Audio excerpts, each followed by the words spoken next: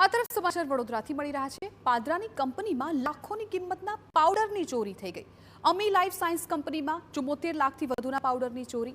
કંપનીમાં કામ કરતા વ્યક્તિએ ચોરી કરી હોવાનું આવ્યું સામે। 9 કિલો જેટલો કિંમતી પાવડર ચોરી, તસ્કરો ફરાર। ડીવાયએસપી વડુ પોલીસની ટીમ દ્વારા ઘટના સ્થળ પર પહોંચી તપાસ।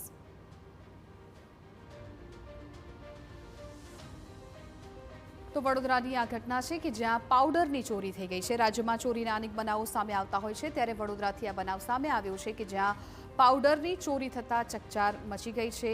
મહત્વપૂર્ણ છે કે પાદરાની આ કંપનીમાં લાખોની કિંમતના પાવડરની ચોરી થતાં પોલીસ પણ તાત્કાલિક દોડી આવી હતી।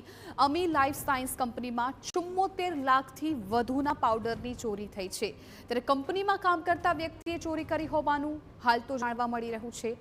9 કિલો જેટલો કિંમતી પાવડર ચોરીને એ તસ્કરો ફરાર પણ થઈ ગયા છે અને આખી ઘટના ખૂબ ગંભીર કહી શકાય, કેમ કે લાખોનો આ પાવડર છે, એટલે ડીવાયએસપી વડુ પોલીસની ટીમ ઘટના સ્થળ પર પહોંચી ગઈ છે। એ કંપની પર પહોંચીને હવે તપાસ કરવામાં આવી રહી છે।